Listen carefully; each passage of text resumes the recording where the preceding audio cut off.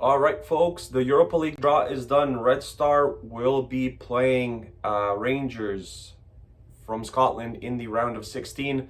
To kind of backtrack a little bit, 2007, 2008 qualifying for Champions League, Red Star played Rangers. I remember this very clearly. The first match was at Ibrox, and the second match was at Maracana or Rajkomitic, whatever you want to call it. Where Rangers scored in the first match in injury time. I think it was like the 94th, 95th minute. Nacho Novo, who was one of the more prolific, I think, scorers at that time in Europe, but he was at Rangers for a very long time. He ended up scoring, and the return leg in Belgrade finished 0-0. For the Red Star fans, this is like when Segundo Castillo was on the team.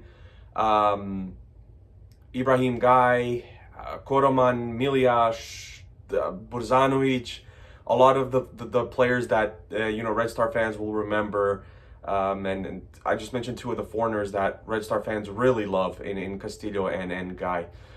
So when we drew Rangers, I just didn't really care who we drew. It's pretty cool that we got Rangers. Like I said, they beat us the last time we played, so we want to get a little bit of payback on them. But honestly, even when I've said this I think multiple times on my vlogs, even when the groups come out, I honestly want the best group possible. It's such a measuring stick to see how far the clubs come, and I'm the same way with the national team. Give us the toughest in Qatar, and it's just such a great measuring stick to see how far we've come and how we stack up against the best in the world. So if we got Barcelona, hey, even better. Like it's just, it doesn't matter to me who we get. And the same goes for qualifying. I just never really care who we get. Look, Rangers have been really good. Scoring 6 goals on Dortmund in the 2 legs, 180 minutes. And I get it, Dortmund's not exactly defensively sound. They haven't been for a very long time, but scoring 6 goals is still quite a bit. 3 a match, if my math is correct. And a lot of schoolboy defending from Dortmund. Again, like I said, that's not their bread and butter, and they were missing Holland, all this stuff, but 6 goals is a lot, like I said. Look, Rangers have 120 trophies in their club's history. That's one of the best in all of the world, I think. I think they're up there. And I mean, it just shows you how good this team is and how consistent they are. And once if we erase all that, when they got thrown back to like tier 5 football or whatever, it was them and Celtic pretty much every year going at it. This year, 24, I think they've had 24 matches at home. They've only lost 3 times, which Ibrox is a fortress. Honestly, I can't wait for the match there and the return leg in Belgrade, because it's probably 2 of the better atmospheres in terms of fans that you're going to see in the world.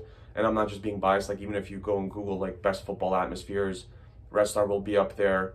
And Rangers will be up there. And if you Google the best derbies, you'll get Rangers and Celtic, and you get Red Star and Partizan Belgrade. So I'm not just making up facts here, folks. It's, if you know anything about football, you know about Rangers, you know about Red Star Belgrade, you know about the history of the clubs and the rivalries that they've had against the better teams in their league. One thing I'll say about this is, without doing too much research on Rangers, this is going to be a rough match. Referees are going to let the 2 teams play.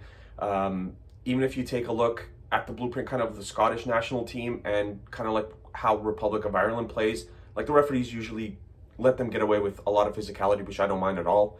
I think there's way too much diving and way too many cards being given out for nonsense.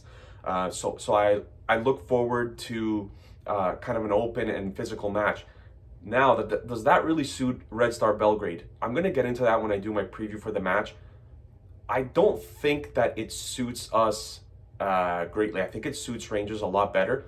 2 players I think it will suit is Sekou Sanogo and Milan Pavkov. Milan Pavkov has to be involved in these 2 matches somehow. Whether he starts or comes off the bench early, I think that he needs to be involved, because his physical toughness will do Red Star good. And I think Sanogo, again, being one of the more physical players in the Red Star lineup, I think it's going to do him well at all. Our attacking players, I'm not too sure they like physicality that much. Like Ivan Ichizkatai's, players like that, I'm not sure it's going to do much for them. But I like the fact that it's going to be a physical match, and we're going to have to adapt as fast as we can. And like I said, the atmosphere, I honestly can't wait.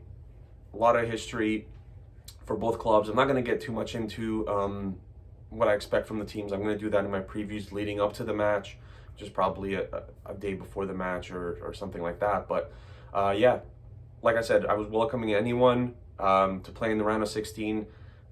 Glad it's Rangers. Glad that we're going to have a chance at revenge against them after they beat us the last time. Clubs met in the 60s as well. Rangers took out Red Star.